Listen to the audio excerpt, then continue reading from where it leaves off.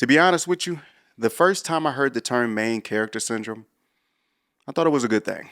I did. I thought it was a great thing. Who wouldn't want to be the main character of a movie?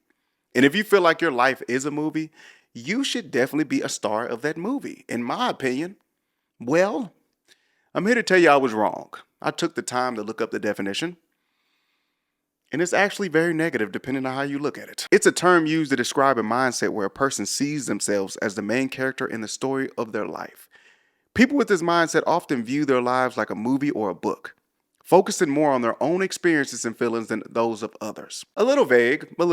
I understand it, but then again, I don't. So, let's go to TikTok. I'm not giving you a foot massage. I'm not giving you a foot massage either. Now, I know there are people out there that fit this description, but it's rare. It has to be. I've never met nobody that acts like that. Thank God, that's a blessing. But I feel like main character syndrome has to be like a mental illness. It's far from normal. I don't believe it's a common trait. You know what it reminds me of? It reminds me of people calling everybody a narcissist. I don't know how accurate this is, but Google says that 1 to 2% of the US population has narcissistic personality disorder. But let's just say people do have this syndrome.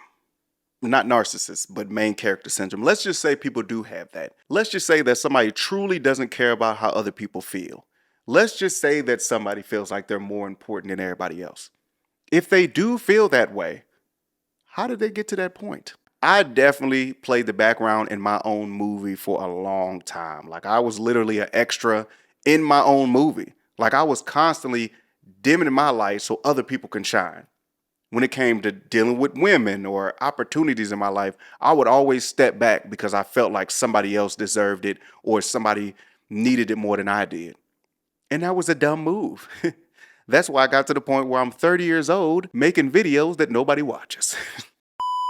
But when I look back, I kind of wish I would have just stepped and took certain opportunities and not always give them away. It got to a point where I was worrying about other people's feelings more than my own.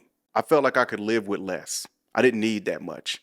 And I didn't want to feel like I was being selfish in any type of way. It's bad, I know. And it got to the point where I was trying to avoid being called arrogant and conceited so much that I would try to do the opposite and be the good guy. And I learned the hard way that being humble and helping others will almost never pay off in the long run. Not saying I was being nice to others because I was expecting something. No. As you're pushing people forward, you will stay in the same spot. If you're in a long line, just imagine being in a long line and you keep letting people step in front of you, you're going to either be at the end of the line or you're going to stay in the middle. That's what's going to happen.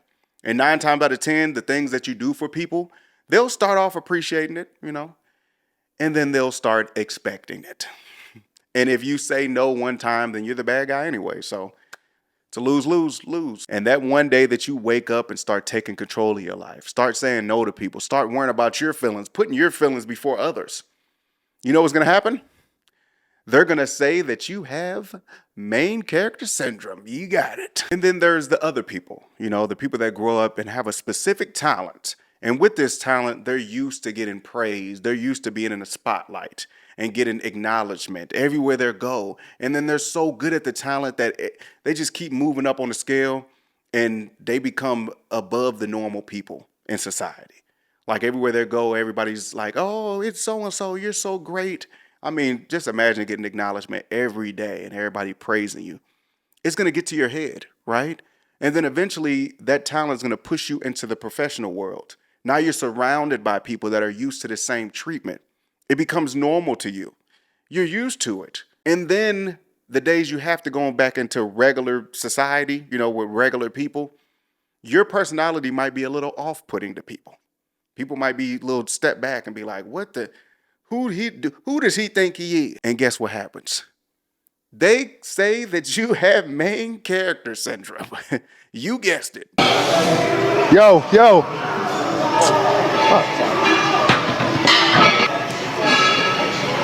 Keep doing what you're doing and keep the grind going. And she gonna walk in my video right now, right? Keep the grind going. Unless, of course, somebody walks through your video while you're filming at the gym. So many people sent me this video today.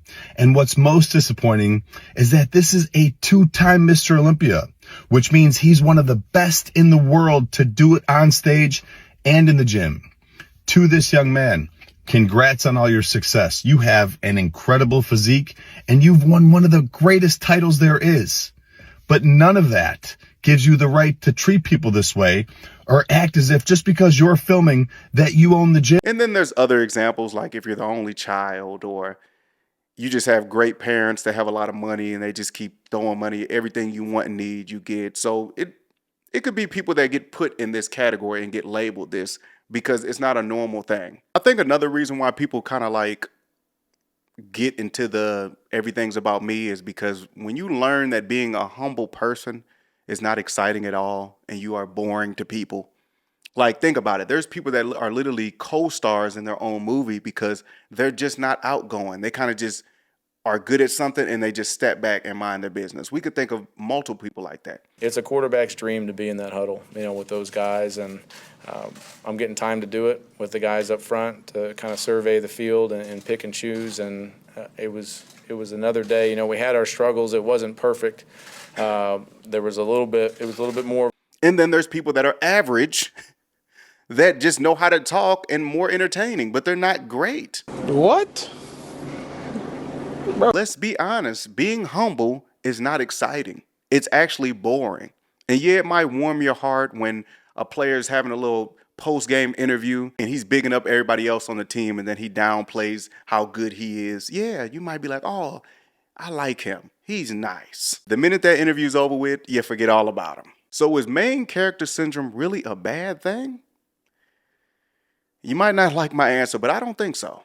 I don't think so. Of course, you got to care about other people's feelings, but you got to put yourself first. You got to love yourself before you can love others. You have to. You can't just be giving and giving and giving and, oh, you're good because I've been there. I'm talking about from my personal experience. It's not a good idea. You're not going to feel good afterwards. It's actually hard to be happy for other people when you're not happy with yourself.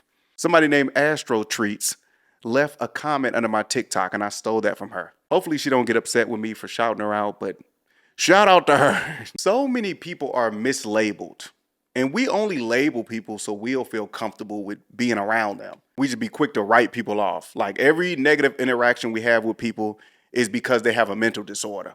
Like, are you kidding me? I'm telling you, it's okay for two normal people to just not like each other. Every time somebody don't like us, we gotta, why? Why not? Every time somebody treats us bad, why is it? Oh, I know what it is. It's not that, man. Some people just don't connect in the grand scheme of things. You just don't connect. I promise you, all of your exes are not bitter narcissists. I promise you. But we got to get into this. As I was doing research for this video, I ran into something that I wish I didn't come across because it scared the hell out of me. And it's about to blow your mind if you never heard about this before. It's a philosophical theory. I don't want to say it wrong, so hold on. Solipsism. That's probably still wrong. A philosophical position that denies the existence of anything outside one's own mind. It suggests that you're the only conscious entity, and everything else, including other people in the external world, is merely a product of our own perception or a simulation within our mind. This theory is stating that you are the only person in the universe. I might not even be real.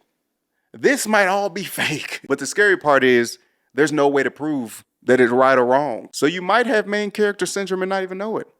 Hell, you might be the only character.